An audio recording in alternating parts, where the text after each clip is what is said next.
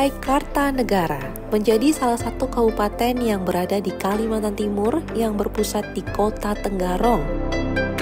Kutai Kartanegara memiliki luas wilayah 27.263,10 km persegi yang dibagi menjadi 18 kecamatan dan 255 desa dan kelurahan dengan jumlah penduduk sebesar 734.485 jiwa. Kutai Kartanegara sendiri juga menyimpan banyak sejarah, seperti kerajaan tertua yang ada di Indonesia dan berbagai macam budaya yang tersimpan di kabupaten ini.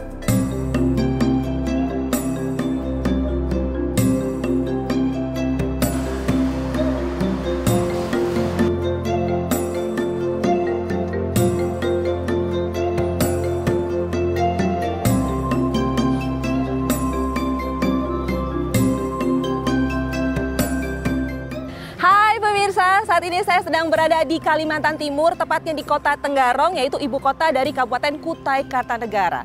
Kutai Kartanegara ini menjadi salah satu daerah yang memiliki sejarah yang panjang sekali. Terdapat kerajaan tertua di Indonesia yang sudah pasti menyimpan banyak sekali cerita. Dan VVIP kali ini akan menjelajahi ada apa aja sih di Kutai Kartanegara ini bersama bupatinya, yaitu Bapak Edi Damansyah. Nah, rencananya sih karena ini hari libur, saya ingin menjumpai beliau di kediamannya, tapi ternyata Bapak ini hari libur sudah mengadakan peninjauan atau belusukan ke daerah-daerah pelosok. Gimana kalau saya langsung ke sana? Jauh nggak ya dari sini? Langsung aja yuk. Bersama saya Permatasari Harhab, ini dia VVIP Kabupaten Kutai Kartanegara.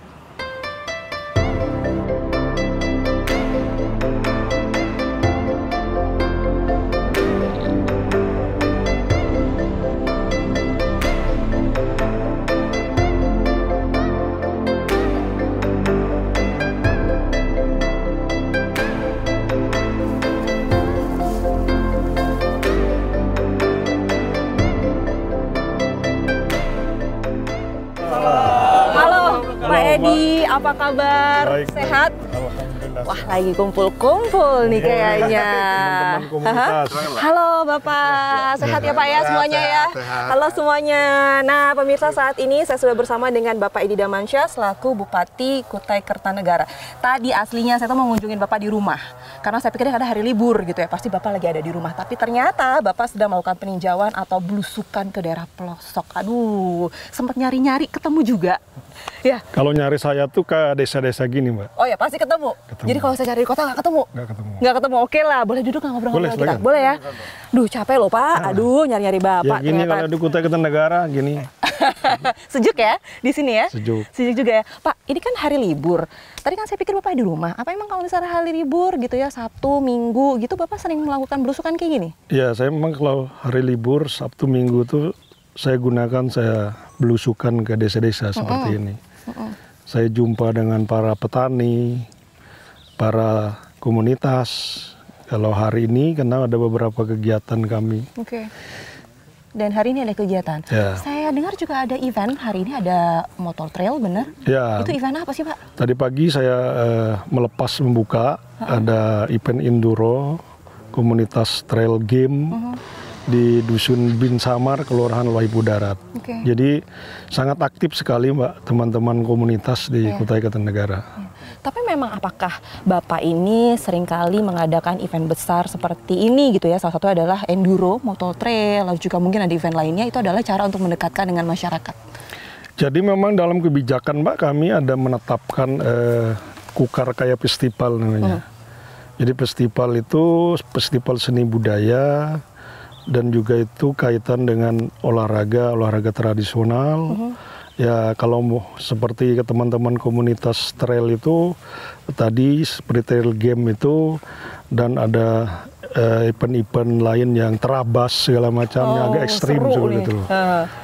Dan memang seringkali itu aktif per 3 bulan tuh mesti ada event, baik itu seni budaya, olahraga tradisional, maupun komunitas endurance gitu pun juga yang agak ekstrim, semua kita fasilitasi. Oke, jadi memang masyarakat di Kutai Kartanegara ini senang dengan event-event tersebut, baik itu misalnya yang berbau budaya Nusantara, lalu juga endurance seperti ini, mereka ikut serta. Ya, ikut serta karena memang Kaitan salah satu fokus kami pembangunan pertanian, pariwisata dan ekonomi kreatif itu kita integrasikan. Jadi satu sisi kami di Pemda menetapkan kebijakannya, tapi memang di tengah-tengah masyarakat, komunitas, generasi milenial itu udah Generasi saya komunitasnya sangat kuat. Sangat kuat ya. untuk mengikuti seperti itu. Saya juga dengar kemarin-kemarin itu ada festival budaya, festival Nusantara tertua, yaitu festival Erau. Bener? Erau. Ya. Nah itu boleh ceritain nggak sih Pak, festival apa sih Erau? Erau itu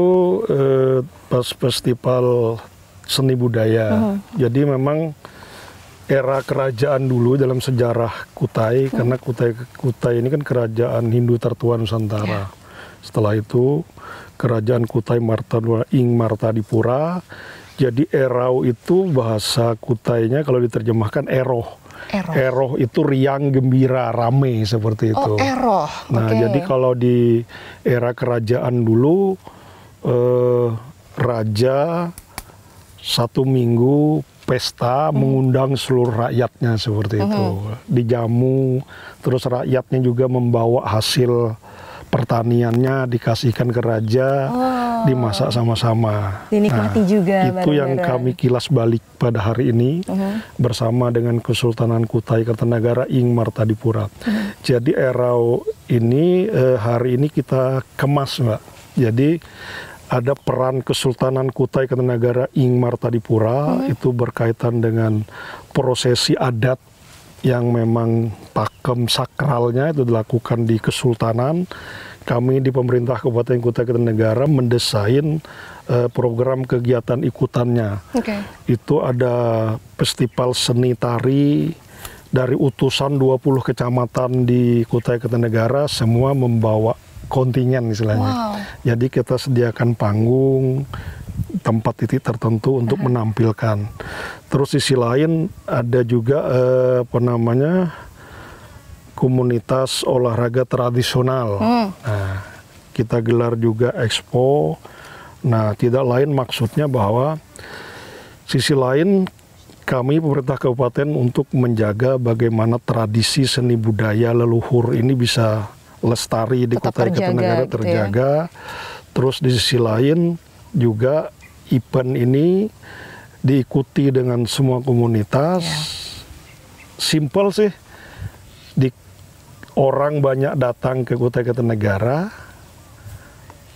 uangnya dibelanjakan di Kutai Kartanegara, sehingga pelaku usaha mikro kecilnya juga menerima dampak pada kegiatan Erau 1 pekan. Jadi gitu, dari rakyat untuk rakyat kembali lagi gitu ya, dinikmatinya untuk semuanya gitu ya. Seperti itulah kira-kira. Nah kalau untuk festival Erau sendiri itu dilaksanakannya setahun sekali dalam perayaan apa Pak? Setahun sekali, bulan September. Jadi itu seiring juga dengan ulang tahun Kota Tenggarong.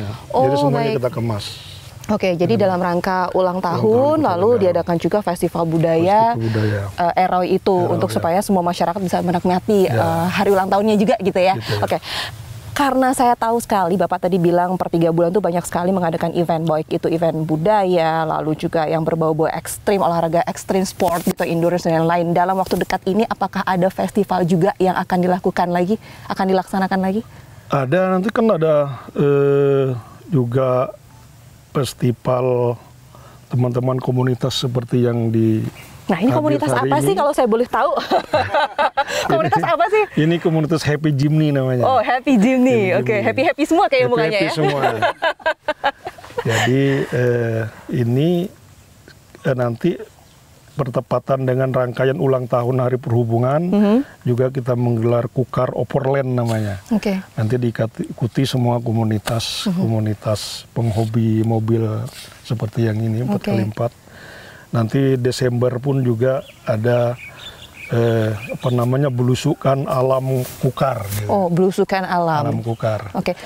Tapi karena saya masih di sini nih, saat ini saya di sini. Kalau dalam waktu dekat yang besok ada deh gitu, boleh deh datang sini. Besok ada nggak? Oh, besok ada trail run. Oh, ada? Ada. Jadi besok saya bisa ikut dong? Bisa ikut saya besok, karena saya harus buka pagi. Di Waduk Panji Sukarame. Jadi ada komunitas, itu semua sekal tim sih bagi pesertanya. Yang lari dalam hutan. Wah, berarti kamu bisa ikut besok lari dalam hutan kan? Pas banget, saya lagi ada di sini. Besok juga ada event yaitu trail run, yaitu lari dalam hutan, tuh lari ke hutan gitu ya, aku kejar pantai gitu. Oke, berarti besok saya boleh diajak sama Bapak.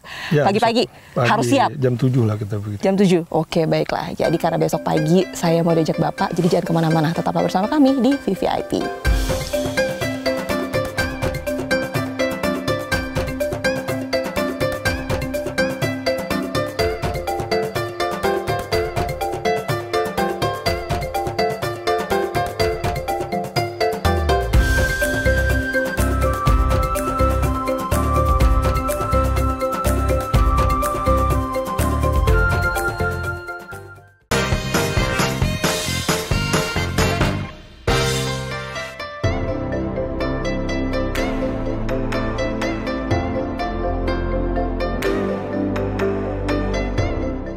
Ini dia salah satu event yang diadakan di Kutai Kartanegara, Kukar Trail Run. Lokasi yang diambil berada di dekat Waduk Panji Sukarame yang menjadi salah satu destinasi wisata di Kutai Kartanegara. Sebelum acara dimulai, para peserta diajak untuk melakukan pemanasan terlebih dahulu dan saya turut serta dalam pemanasan ini. Tak lama kemudian, Pak Edi pun membuka acara Kukar Trail Run dan masyarakat terlihat sangat antusias dengan adanya acara ini.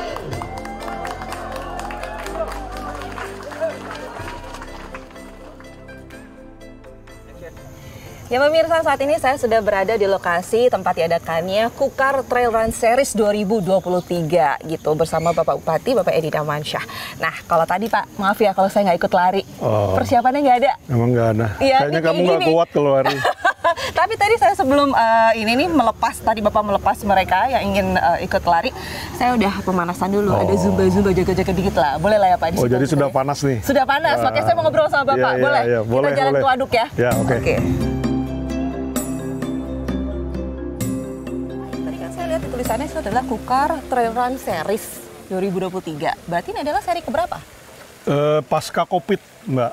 Jadi memang Covid itu semua terhenti. Jadi pasca Covid ini yang kedua. Ini yang kedua. Oke, berarti yang kedua tadi Bapak juga saya sempat mendengarkan sambutan Bapak bahwa kali ini diadakan khusus untuk masyarakat Kukar. Sebelumnya dibuka untuk umum. Kenapa memilih untuk saat ini untuk masyarakat Kukar aja? Ya, jadi ini kita khususkan memang untuk lokal Kutai Kartanegara. Tadi memang saya sampaikan salah satu untuk kita menyiapkan bibit-bibit atlet dari Kutai Kartanegara. Oh, jadi ketahuan gitu ya, siapa yang larinya bagus bisa jadi atlet, nanti akan dibimbing lagi. Kita bina kan. Oh, kan dibina. Oke, baiklah. Pak, kalau kita bicara mengenai daerah Bapak nih ya, daerah di bawah pimpinan Bapak Kutai Kartanegara, ini kan salah satu daerah dengan atau memiliki sejarah yang sangat panjang. Ada kerajaan tertua di Indonesia di sini gitu ya, dan potensinya juga luar biasa. Ada potensi minyak dan gas bumi, ada pertambangan, lalu juga ada batu bara dan lain-lainnya gitu. Kira-kira apa Pak inovasi yang Bapak terapkan untuk menunjang potensi-potensi yang luar biasa yang ada di Kutai Kartanegara ini? Jadi Mbak Es, Kutai Kartanegara itu hari ini ditopang lebih kurang 62%. Struktur ekonominya adalah industri ekstraktif. Industri ekstraktif itu migas, batu bara, bahan galian lainnya. Ini kan sumber daya alam yang tak terbarukan. Nanti pada waktunya akan habis.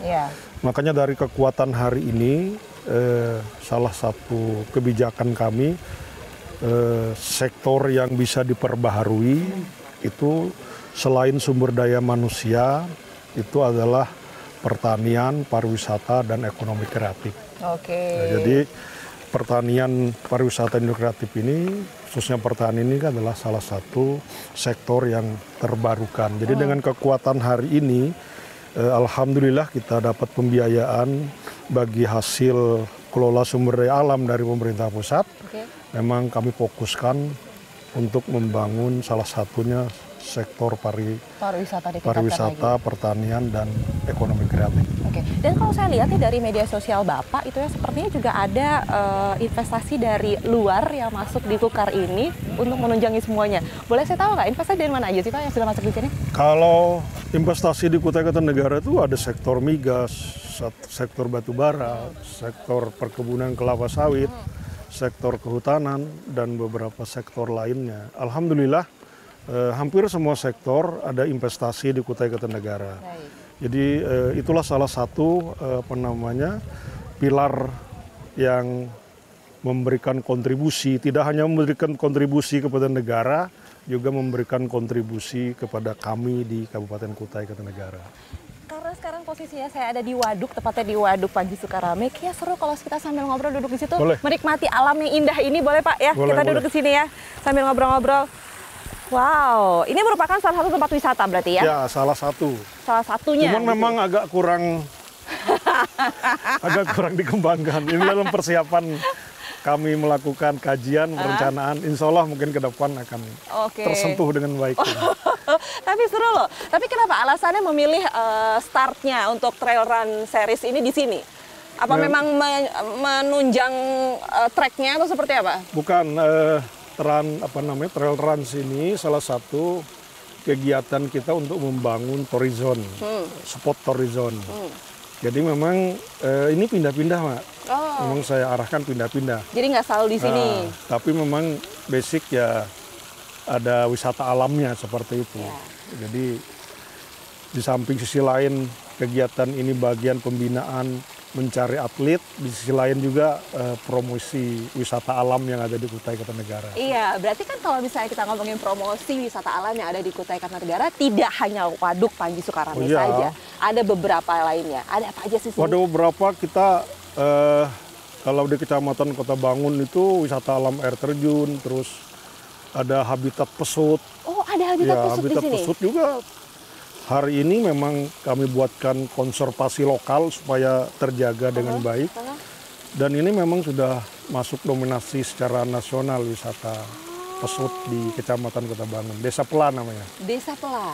Wah, saya boleh tuh ya kapan-kapan ke sana ya. Karena ini pertama kali saya hadir di Kutai Kartanegara dan masih belum tahu di sini ada apa. Jadi saya langsung ketemu sama bupatinya biar saya langsung ditunjukin ada ini dan ini. Ternyata banyak sekali wisata alamnya di sini. Banyak, selain wisata alam juga wisata religi, wisata budaya. Karena Kutai Kartanegara memang Kerajaan Hindu tertua Nusantara itu berada di Kutai Kartanegara. Ada beberapa situs-situsnya di Kecamatan Morakaman. Religinya ya banyak aktivitas yang dilakukan seperti kegiatan haul, karena memang banyak makam-makam habaib dan para raja itu di Kutai Kartanegara. Wah, seru ya berarti ya di sini ya, banyak sekali acara ya. Tapi kalau saya pengen tahu juga Bapak dalam suatu tahun gitu ya, dalam mengadakan event acara besar yang bikin masyarakat itu ngumpul gitu ya, tertarik untuk mengikuti. Setahun berapa kali sih Pak ada acara besar di sini? Kalau ini kan kami tetapkan dalam kebijakan, Mbak. Mungkin saya cerita sedikit dulu ya supaya diketahui. Kami menetapkan Kukar Idaman namanya. Jadi idaman itu filosofi pembangunan di Kutai Kartanegara. Jadi kalau secara etimologi, idaman itu sesuatu yang diharapkan, sesuatu yang diidam-idamkan, sesuatu yang diinginkan. Secara terminologinya, idaman itu inovatif, daya saing, mandiri. Oh, inovatif, daya saing, mandiri. Mandiri, idaman. Idaman, itu secara terminologinya. Nah, di dalam bingkai Kukar Idaman itu ada salah satu programnya Kukar Kaya Festival dan Kukar Berbudaya. Jadi udah kita siapin kebijakannya, ini sudah masuk ke dalam RPJMD Kabupaten Kutai Kartanegara, sudah ditetapkan dalam Peraturan Daerah Nomor 6 Tahun 2021. Terus komunitas ini tinggal kita fasilitasi. Jadi minimal itu 100 namanya program Kukar Kaya Festival itu ya 100 festival itu bisa diwujudkan, realisasikan. Nah, festival ini Mbak bukan hanya di Tenggarong Kabupaten ini. Itu juga kami sebar di kecamatan-kecamatan. Jadi jadwalnya memang hampir penuh dibuat, tapi basisnya pelaksananya adalah para komunitas. Jadi ada yang di pariwisata, kalau seperti trail run ini kita di Dinas Pemuda dan Olahraga, seperti itu. Oh, jadi ada komunitasnya, kalau komunitas lari, olahraga ya di sini, kalau yang tari-tarian ada lagi. Wah, seru ya. Seperti itu. Jadi ada Dinas Pemuda Olahraga, Dinas Pariwisata, Dinas Pendidikan dan Kebudayaan. Kalau dia budaya-budaya itu terfasilitasi di Dinas Pendidikan dan Kebudayaan. Berarti itu merupakan program yang Bapak kembangkan untuk memfasilitasi masyarakat di Kutai Kartanegara itu tadi ya. Yaitu program ada Kukar Idaman, inovatif, daya saing, terminologinya kepanjangan. Dan juga mandiri. Yang terbukti mereka juga sekarang anak-anaknya juga inovatif, lalu juga daya saing tinggi karena tadi Bapak juga bilang untuk melihat bibit-bibit baru, ayo lari biar kita tahu gitu kan, ya kan? Lalu daya saingnya tinggi dan mandiri. Oke, baiklah, Pak. Gini deh, kan Bapak ini selaku Bupati Kutai Kartanegara sudah lama nih, ya kan? Pencapaian apa saja yang sudah Bapak hasilkan selama menjadi seorang bupati di sini? Jadi kita bicara skup luas nih. Kukar Idaman dulu gitu ya. Jadi kalau Kukar Idaman itu ada beberapa capaian karena memang kami wajibkan setiap dinas badan organisasi perangkat daerah itu minimal satu harus punya program kegiatan inovasi. Karena tadi semangat inovatif daya saing mandiri. Seperti ini contoh salah satu program Disapa, digitalisasi pelayanan publik. Alhamdulillah kan Kompas TV sendiri sudah memberikan kami apresiasi kan gitu. Semua layanan di Kutai Kartanegara sudah berbasis digitalisasi, sudah terstandar, terstruktur, punya standar operasional prosedur, sudah punya standar pelayanan seperti itu. Ada beberapa khususnya berkaitan dengan penyelenggaraan pemerintahan yang berbasis digital itu kami mendapat apresiasi seperti tata kelola pengelolaan keuangan itu juga sudah mendapat apresiasi. Banyak sih Mbak. Boleh dong, kita dikasih tahu kira-kira pencapaian apa aja selain tadi sudah digitalisasi segala sesuatunya, apalagi Pak? Seperti pencapaian investasi. Jadi Kutai Kartanegara ini juga kami mendapat apresiasi daerah yang kondusivitas investasinya juga berjalan dengan baik, terjaga dengan baik. Misalkan sektor pertanian, sektor pangan, Kutai Kartanegara itu unggul pertanian hortiknya. Kami mendapat apresiasi juga dari pemerintah Provinsi Kalimantan Timur. Dan juga di sektor pendidikannya kita mendapatkan apresiasi. Hampir di semua bidang itu ada apresiasinya, baik itu dari lembaga pemerintah maupun non pemerintah. Saya senang deh lihat Bapak bercerita tentang pencapaiannya gitu ya, karena memang menceritakan sambil senyum, sambil senyum bahagia, karena memang pencapaiannya banyak, luar biasa di sini, baik itu yang tadi Bapak bilang pemerintahan ataupun non pemerintahan juga banyak sekali sudah diterapkan di sini dan pencapaiannya luar biasa dan mendapatkan feedback yang baik juga dari masyarakat gitu ya Pak ya. Sepertinya banyak sekali yang bisa saya ulas atau saya kulik dari Bapak nih. Saya belum ngobrol-ngobrol tentang profil Bapak seperti apa, tapi kita mau menikmati ini dulu gitu ya, boleh ya kita jalan-jalan di waduk ini, jadi jangan kemana-mana. VVIP Kutai Kartanegara akan segera kembali setelah satu ini. Oh, ini seru ya Pak, jadi kalau misalnya sore ini ada lampu-lampu gitu.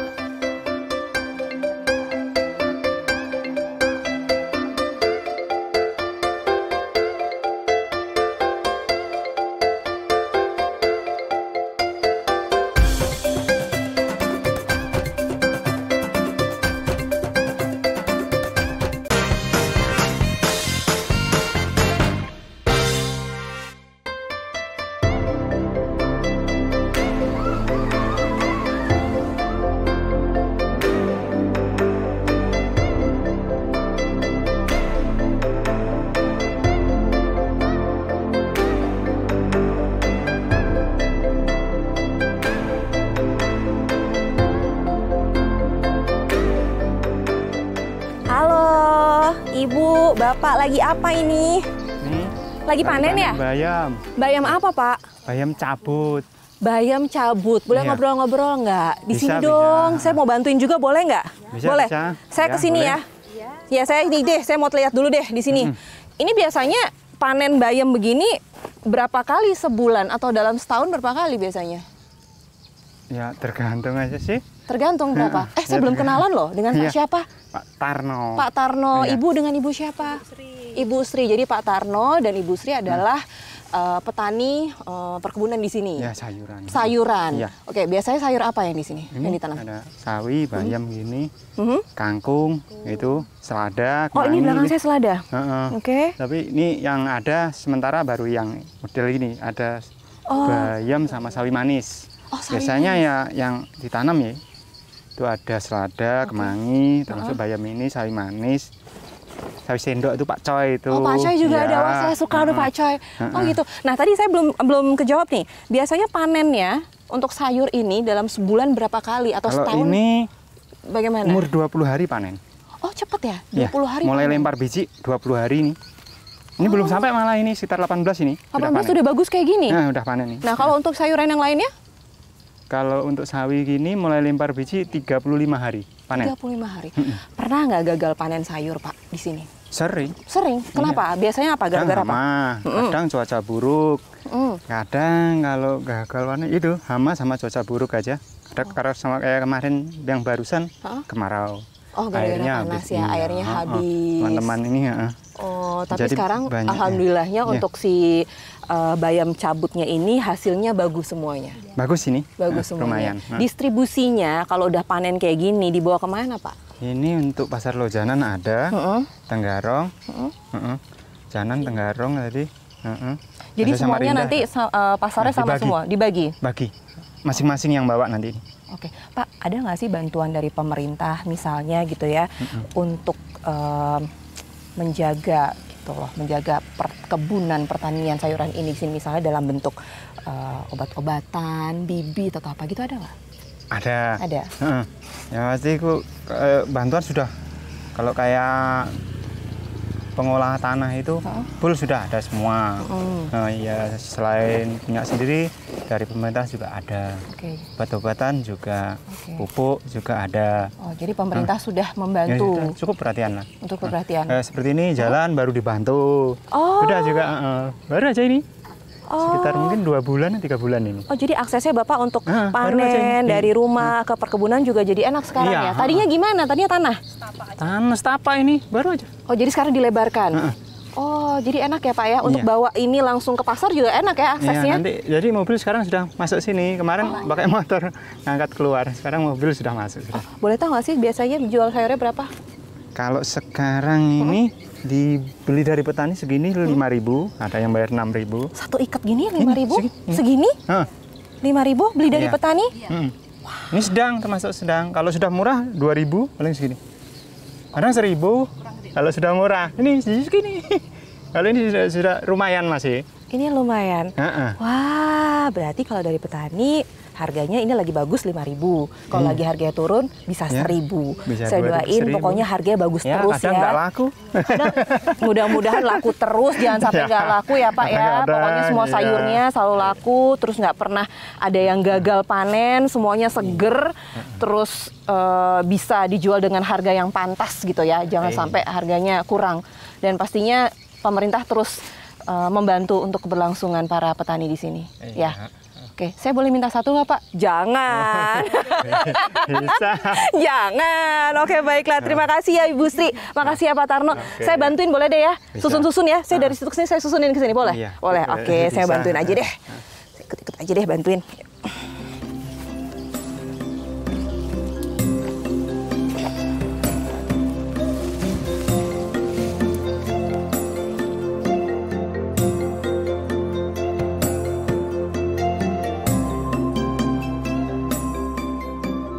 Hai pemirsa, saya kembali dengan Pak Edi Ramansyah selaku Bupati Kutai Kartanegara. Tepatnya sekarang kita sedang berada di Desa Sumbersari, Kecamatan Loahkulu. Loahkulu. Ya, nah di sini saya mau ngobrol-ngobrol lebih dalam lagi nih tentang Bapak gitu ya Pak. Saya dengar-dengar nih Pak, saya lihat nih dari Instagram Bapak dan lain-lain. Bapak ini punya kebiasaan mengunjungi masyarakat, lalu juga datang ke event-event yang ada di Kutai Kartanegara, mencicipi kuliner yang ada di sini. Apakah memang itu kebiasaan Bapak Ya, setiap harinya?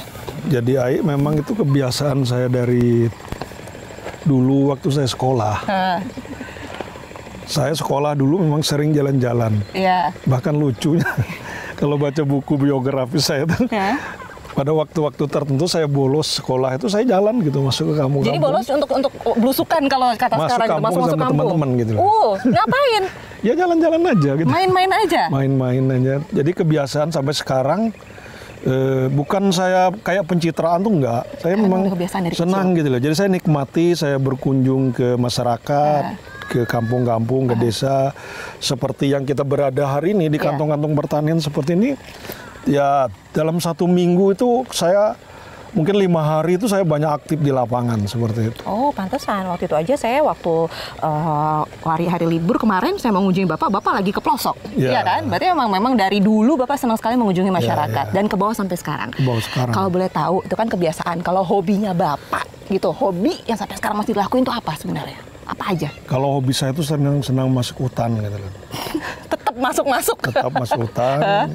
Kalau biasanya saya suka naik motor trail.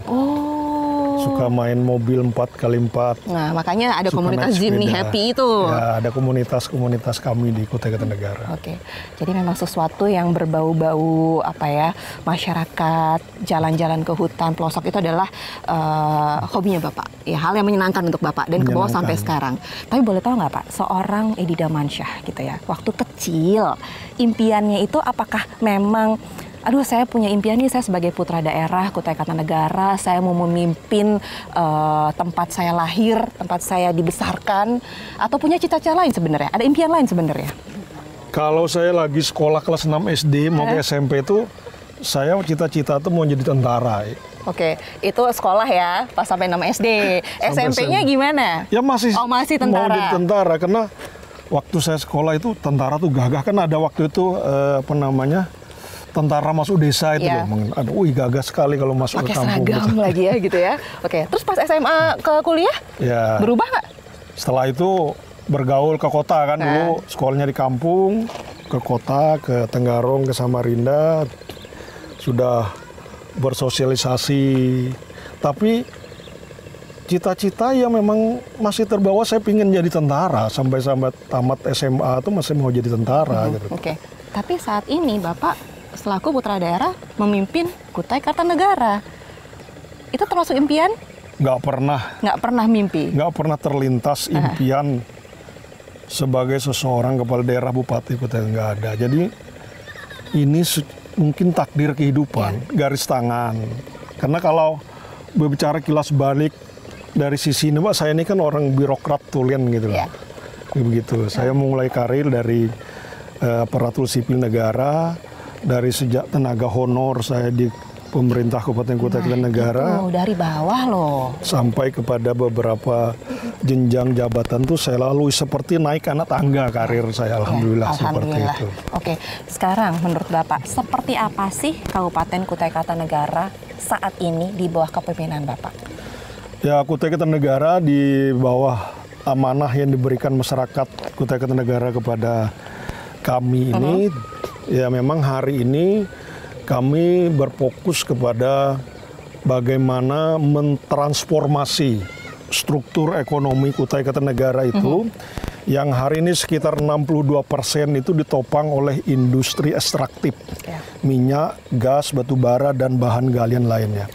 Hari ini kami mencoba mendesain kebijakan bagaimana mentransfor struktur ekonomi ini kepada struktur yang bisa diperbaharui, sumber daya yang bisa diperbaharui, sumber daya manusia, terus pertanian, pariwisata, dan ekonomi kreatif, beberapa sektor. Tapi yang menjadi fokus kami juga sisi transformasi struktur ekonomi ini adalah pembangunan pertanian, pariwisata, dan ekonomi kreatif. Oke, lalu bagaimana kalau saya bicara mengenai kesejahteraan gitu masyarakat, angka kemiskinan di sini, itu gimana Pak? Apakah ada perubahan gitu?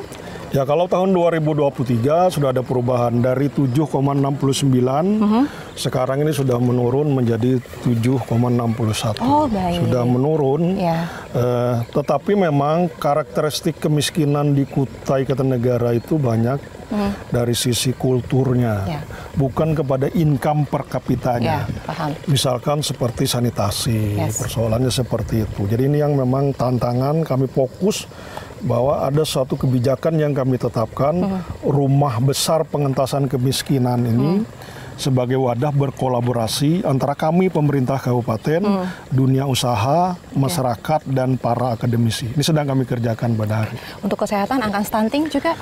Ya, ini menurun semua. Semuanya sudah menurun. Nanti lagi tinggal di survei kembali oleh lembaga yang memang berkompeten di bidang itu. Wah, ini sepertinya saya banyak sekali hal menarik yang bisa saya ulas di Kutai Kartanegara ini. Tapi kita jalan-jalan dulu sebentar, boleh? Kita lihat-lihat. Kita akan ulas setelah yang satu ini. Jangan kemana-mana. VIP segera kembali.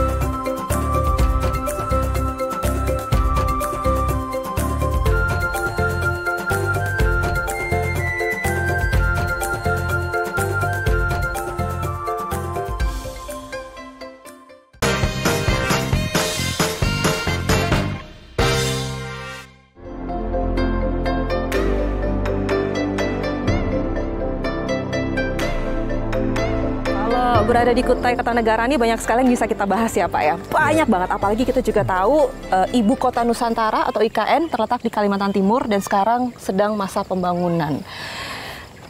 Nah, Kutai Kartanegara ini kan menjadi salah satu daerah penyangga IKN. Dan sama-sama tahu kita semuanya bahwa Kutai Kartanegara menjadi penopang bahan pangan di Kalimantan Timur. Lalu seperti apa nanti peran dari KUKAR ini sebagai penyangga IKN ke depannya? Jadi kalau Kutai Kartanegara itu bukan penyangga, mitra. Oh, mitra IKN. Baik. Kenapa kami terus mengusulkan bahwa mitra kami ingin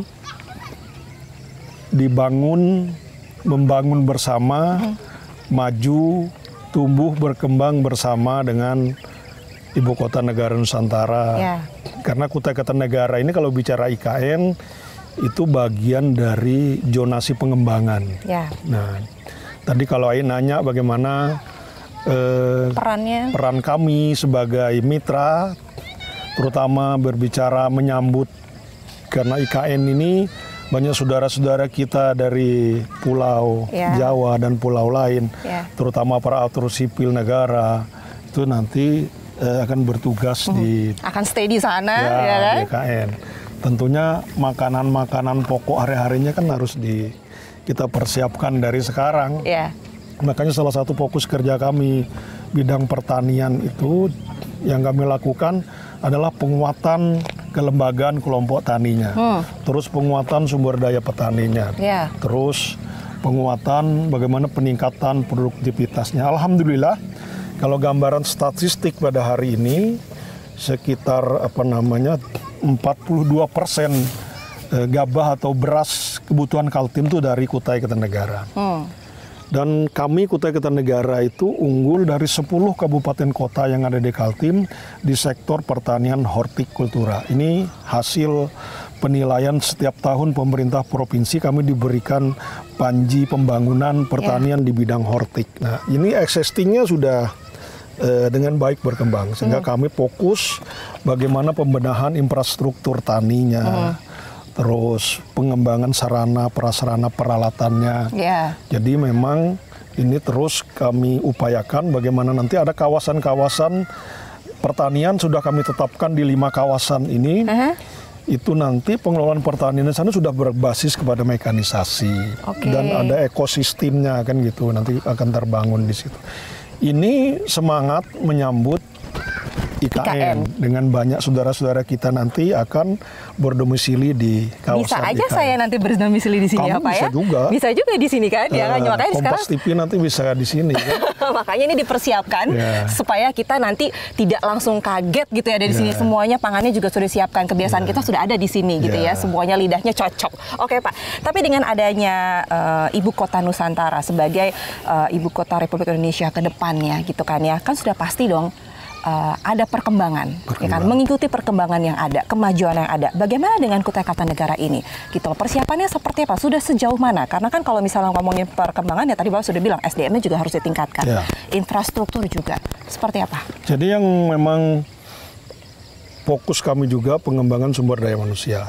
Jadi sumber daya manusia ini langkah konkret kami kan ada beberapa kebijakan beasiswa yang diberikan kepada putra-putri Kutai Kartanegara untuk melanjutkan pendidikan formalnya di luar Kalimantan Timur, bahkan ada yang sampai ke luar negeri.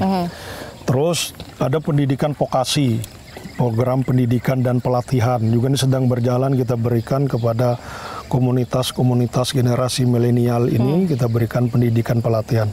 Pendidikan pelatihan ini berbasis pasar. Jadi semua kita berikan ini dengan harapan untuk mewujudkan daya saing. Sumber daya manusia ini kan daya saing.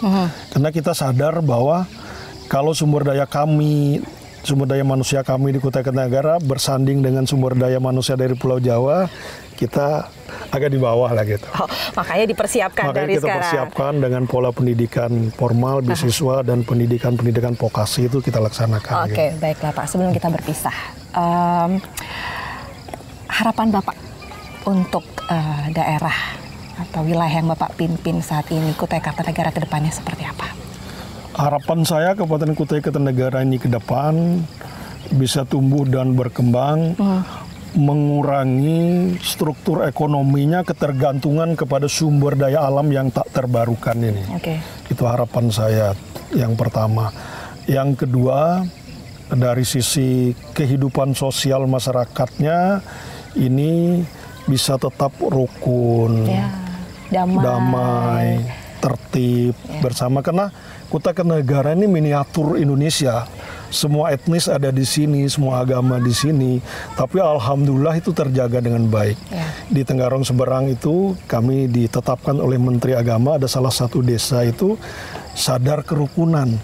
Jadi semua agama di sana, semua rumah ibadah di sana, tapi ini rukun gitu. Nah, ini yang saya harapkan supaya nanti betul-betul bagaimana Kutai Kartanegara ini bisa terus eksis, masyarakatnya berkembang dan maju. Tetapi harapan saya jangan meninggalkan kultur yang ada di sini. Kultur dan tradisi kearifan lokal di tanah Kutai Kartanegara ini tetap terjaga, terpelihara dengan baik dan menjadi kekuatan kita bekerja untuk membangun Kabupaten Kutai Kartanegara. Saya doakan semua apa yang Bapak harapkan tadi semua bisa berjalan dengan baik. Bapak juga sehat-sehat terus, warga juga semakin sejahtera segala sesuatunya dan semakin semakin siap untuk nantinya IKN ada di Kalimantan Timur ini. Benar ya Pak ya? Amin. Dari tadi saya ngomongin IKN tapi saya belum pernah ke sana. Kalau ke sana saya boleh nggak? Boleh Pak. Berapa jam ke sana? Kalau dari sini, kalau jalannya pelan-pelan 2 jam lah. Jalannya pelan-pelan 2 jam. Oke, kalau jalannya agak ngepot dikit. Kalau lewat tol mungkin 1,5 jam nyampe ke titik 0 gitu. Bisa? Bisa. Bapak bisa nemenin nggak? Apa saya sendiri aja jauh ya? Bisa, kita temani. Bapak saya sendiri aja deh, Bapak capek. Bapak kan banyak kegiatan. Tapi boleh ya, besok saya ke sana ya? Boleh. Oke, baiklah. Oke, saya besok mau ke IKN karena dari tadi saya udah mention terus IKN seperti apa. Tapi saya nggak tahu IKN gimana. Besok saya akan ke sana, kata Bapak sih kalau dari sini ya sekitar 1,5 jam sampai 2 jam lah ya nyampe ya. Panas nggak? Wah, kalau naik mobil pakai AC nggak panas. Oke, baiklah. Nanti saya mau ke sana. Ya Pak, kita jalan lagi ya.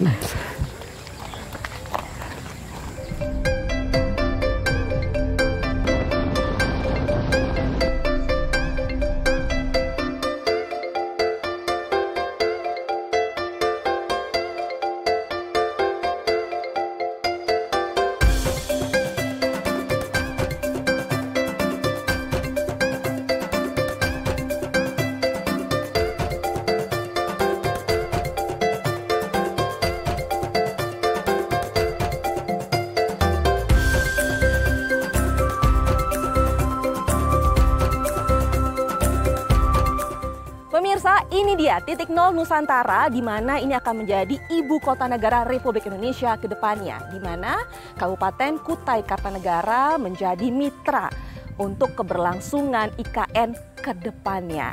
Memang sih saat ini saya tidak bisa kemana-mana, hanya bisa sampai di titik ini karena memang ini belum terbuka untuk umum. Kita doakan saja pembangunannya lancar dan pasti akan membawakan sesuatu yang baru untuk Indonesia. Saya Permatasari Harahap dari VVIP Kutai Kartanegara mengucapkan terima kasih. Sampai jumpa di VVIP berikutnya. Dah.